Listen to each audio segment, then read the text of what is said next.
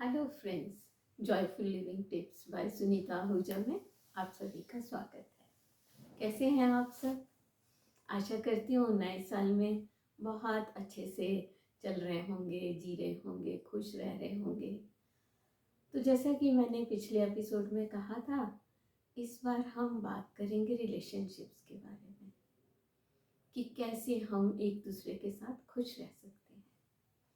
तो सबसे पहले बात करूंगी पति पत्नी के रिलेशंस को लेके।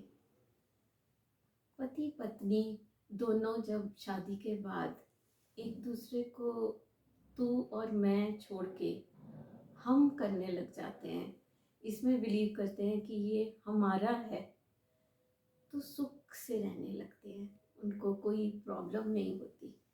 वैसे तो दोनों इंडिविजुअल्स हैं, कभी कभी अपनी सोच लेके कोई ना कोई बहस हो ही जाती है, पर उस बहस को अगर हम ऐसे देखें कि एक गुस्सा कर रहा है तो दूसरे को चुप हो जाना चाहिए।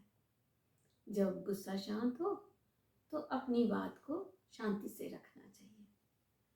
इससे घर में शांति बनी रहेगी और खुश रहेंगे दोनों।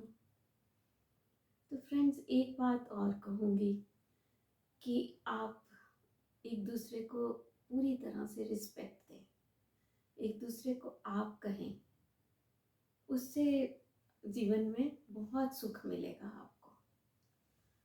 और एक बात है कि आजकल दोनों जॉब करते हैं, दोनों की इनकम अलग अलग आती है, तो तेरी और मेरी इनकम या सैलरी बोल के उसकी बजाय अगर दोनों उस सारे पैसे को हमारा सोच के एक दूसरे की सलाह से उसको यूज़ करें तो बहुत अच्छा रहेगा। एक दूसरे पे विश्वास भी बना रहेगा। तो ये करना चाहिए सभी को कि हमारा क्या है, इसमें हम हैं। और एक बात मैं स्पेशली लेडीज़ से कहना चाहूँगी कि जो मेल ईगो होती है वो बहुत फ्रेजाइल होती है। मेल्स बहुत जल्दी हर्ट हो जाते हैं।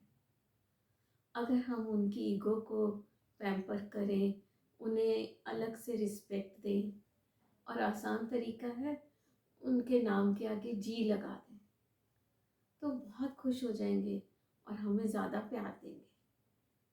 कईयों को लगता है कि हम बराबर हैं तो हम जी क्यों लगाएं।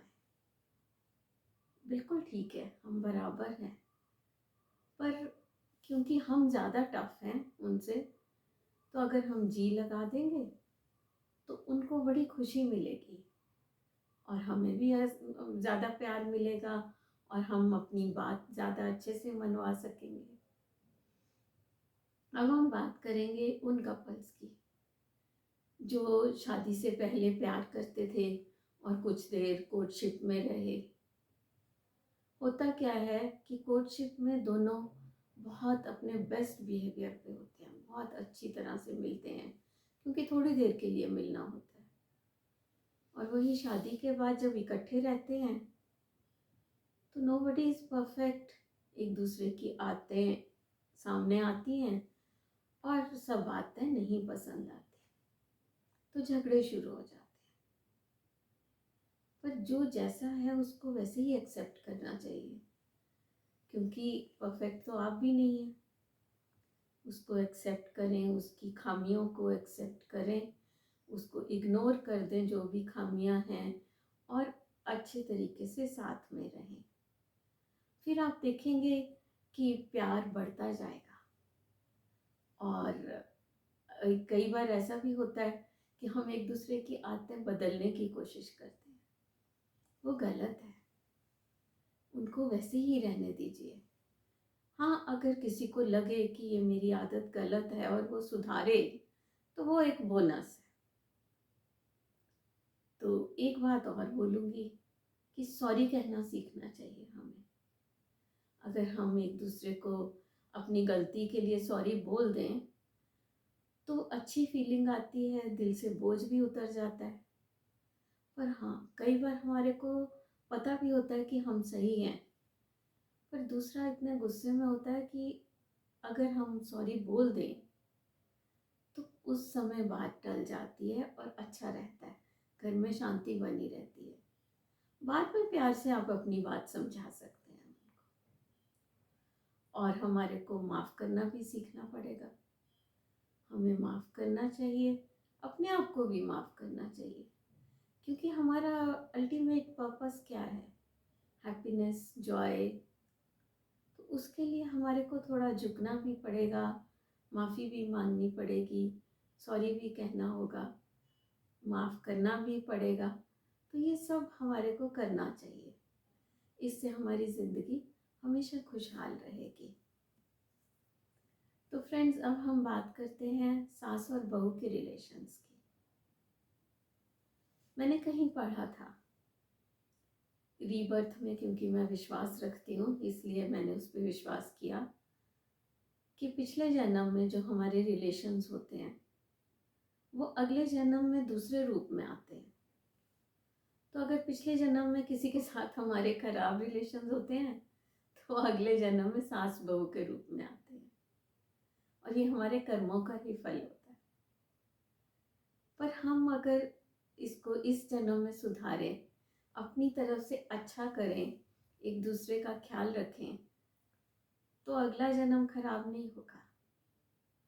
और एक बात है, एक बार मैंने पढ़ा कि किसी साधु से किसी ने कहा, महाराज, मेरी सास मुझे बहुत गुस्सा करती है। तो साधु जी ने कहा, ऐसा करो, तुम उनको प्यार दो। वो कहती, मैं तो देती हूँ पर फिर भी गुस्सा करती है। तो वो कहने लगे, आप प्यार की डोज बढ़ा दो। तो क्या हर्ज है अगर हम प्यार की डोज बढ़ा दें? और अगर आप सास हैं तो आप ये याद करें कि आप अपने बच्चों की गलतियां माफ़ किया करती थी, कितनी बार माफ़ की। बहू की गलती क्यों नहीं माफ़ कर सकते? वो भी करनी चाहिए। और जो सबसे ज़्यादा मुश्किल बात है, उनको उनकी हर काम में इंटरफेयर करना। इंटरफेयर मत कीजिए, क्योंकि बच्चे अब बड़े हो गए हैं, उनकी अपनी ज़िंदगी है, उनको स्पेस दीजिए, उनके किसी भी काम में टोकिए मत। हाँ, किसी टाइम आराम से आप प्यार से समझा सकते हैं कि ये काम अगर ऐसे किया होता तो ज़्यादा अच्छा होता, पर उस टाइम आपको इंटरफेयर नहीं करना चाहिए। अगर आप इस तरह से चलेंगे तो सब ठीक रहेगा, घर में कोई क्लेश नहीं होगा, सब खुशी से रहेंगे। तो अब मैं इतना ही कहूँगी। आगे के लिए आपको नमस्ते। हम आगे मिलेंगे, तब तक के लिए आप खुश रहिए, स्वस्थ रहिए, मस्त रहिए। नमस्ते।